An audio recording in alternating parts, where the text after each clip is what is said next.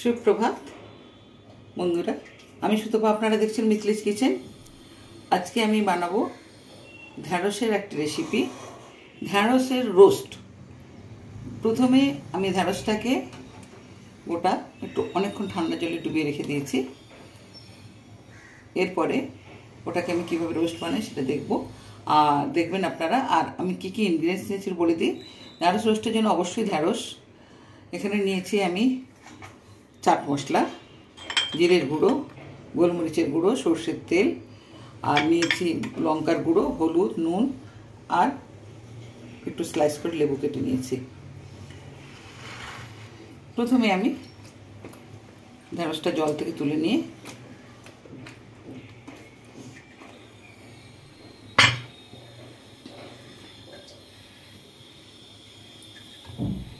একটা শুকনো কাপড়ে ঢ্যাঁড়সটাকে আমি শুকিয়ে নিলাম।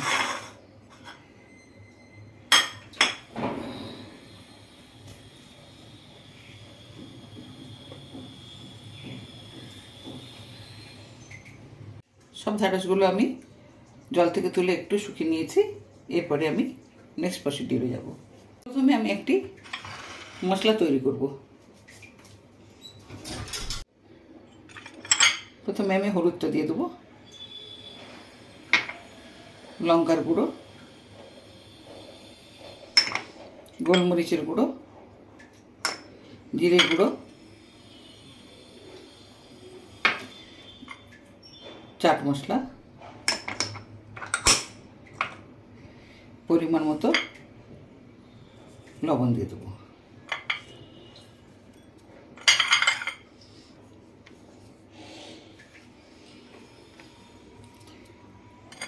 অল্প একটু সরষের তেল দিচ্ছি।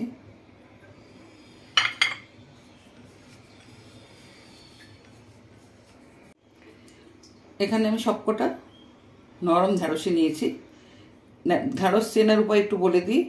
যদি কেউ ঢ্যাঁড়স চিনতে না পারে শক্ত হয়ে গেছে বা নরম খাওয়ার উপযুক্ত কিনা, এই ঢ্যাঁড়সের ঠিক উপরে ডোগা পোর্শনটাকে একটু ভেঙে দেখে নিতে হবে। যদি ভেঙে যায় তাহলে ভাববেন এটা নরম আছে, আর যদি মুচকে থেকে যায়, না যদি ভাঙতে চায়, তাহলে ভাববেন ঢ্যাঁড়সটা বয়স হয়ে গেছে। তো প্রথমে আমি ঢ্যাঁড়সটাকে মাঝ বরাবর কেটে নিচ্ছি। এইভাবে আমি সবকটা ঢ্যাঁড়স কেটে নেব।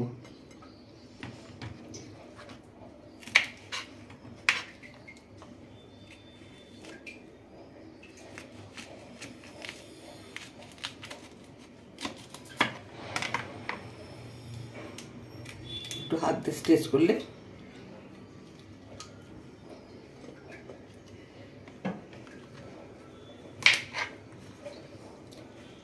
গোটাটা আমি কাটবো না, এখন গোটাটা আমি লাস্টে কাটবো।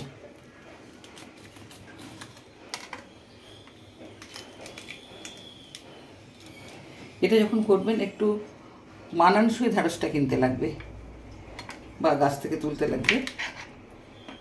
আমাদের কেনা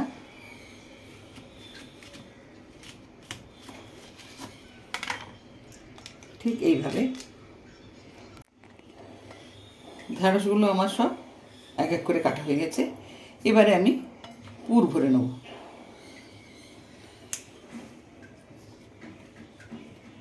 ঠেসে ঠেসে ভরে নেব পুরটা।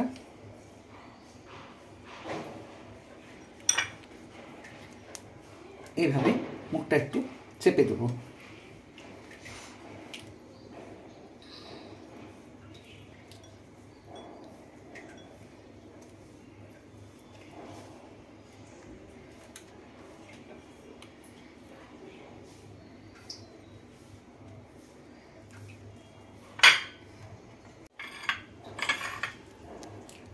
পুরগুলো তো আমার ভরা হয়ে গেছে সব।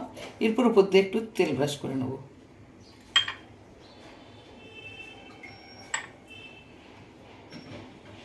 আজকের এই রেসিপি কি দিয়ে খাবো আমরা সেটা আমি পরে বলছি।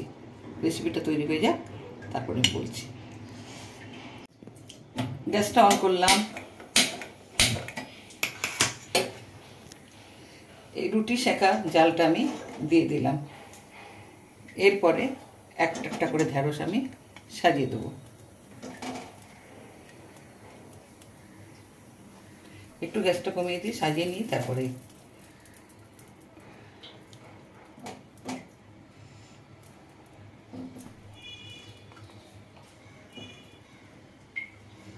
একবারেই হয়ে যাবে। গ্যাসের ফ্লেমটা বাড়িয়ে দেবো। এক সাইড আমার পোড়ানো হয়ে গেছে, গ্যাসটা একটু কমিয়ে দিচ্ছি। এবার আমি এটা আমার হাত দিয়ে, বা আপনারা যদি কাঁটা চামচ ইউজ করে নিতে করবেন, আমি হাত দিয়ে করে নিচ্ছি। এটা দেখুন এক সাইড পোড়া হয়ে গেছে।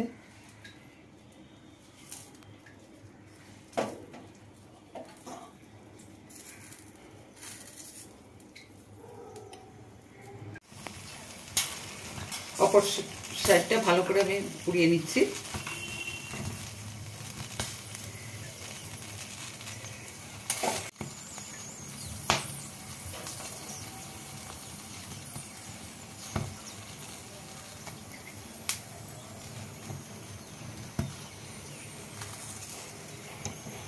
ঢ্যাঁড়স পোড়ানোটা হয়ে গেছে, গ্যাসটা বন্ধ করে দিলাম। একটু ঠান্ডা হোক, তারপরে উপর থেকে পোড়ানো ছালগুলো যে আছে একটু ছাড়িয়ে নেব। ঠান্ডা জল রেখেছি কাছে, উপর থেকে পোড়ানো ছাল সব উঠবে না, কিন্তু কিছু কিছু উঠবে। এটাও ভালো লাগবে খেতে এইভাবে বানালে। একটু পোড়া ছাল থাকলে একটা স্মোকি ফ্লেভার থাকবে, ভালো লাগবে।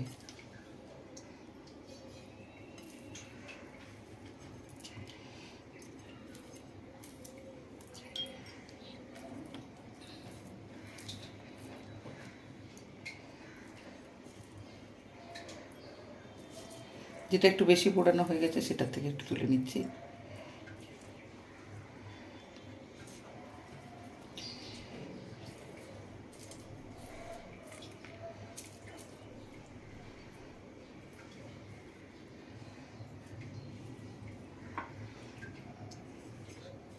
সব পোড়ানো ছালগুলো আমার ছাড়িয়ে নিয়েছি। ঢ্যাঁড়সের মাথাটা কেটে নিচ্ছি।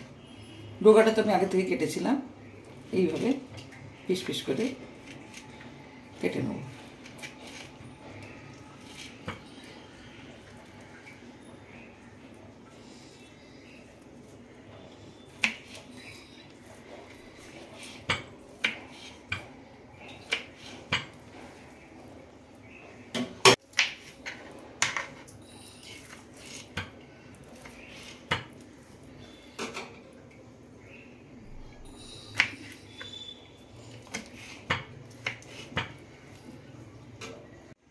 এবারে ঢ্যাঁড়সটা আমি মাখিয়ে নেব। প্রথমে দেবো পেঁয়াজ কুচি, দেবো লেবুর রস,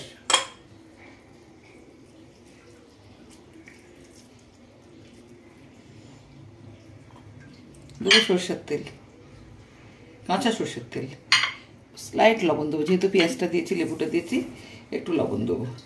এইভাবে আমি মেখে নিলাম। দুটো শুকনো লঙ্কা পুড়িয়ে নিচ্ছি। উপস্থাপনা ছিল ঢ্যাঁড়সের রেসিপি একটা, বেক করা, মানে আমরা তাকে ঢ্যাঁড়স পোড়া বলি। ওটা কি করে আমি মশলা দিয়ে ভেতরে ঢুকিয়ে তারপরে বেক করার পরে কী কী ইনগ্রেডিয়েন্টস দিয়ে মাখলাম সেটাও আপনাদের সামনে তুলে ধরলাম। আপনারা অবশ্যই চেষ্টা করবেন, এবং খাবেন কি দিয়ে সেটা আমি এখনই বলছি। আজ আমি খাবো পান্তা ভাতের সঙ্গে। এটা পান্তা ভাতটা আমি জল সহ পান্তা ভাতটা নিয়েছি, জল দিয়ে অবশ্যই হয়। তার সঙ্গে একটু গন্ধরাজ লেবু কেটে নিয়েছি, দুটো পেঁয়াজের টুকরো নিয়েছি, একটা কাঁচা লঙ্কা, আর লঙ্কা তো পুড়িয়েছিলাম আপনাদেরকে দেখালাম, দুটো লঙ্কা পোড়া, একটু সরষের তেল আর নুন। এই সহযোগে এই ঢ্যাঁড়সের পোড়ানো মাখাটা খাবো আজকে।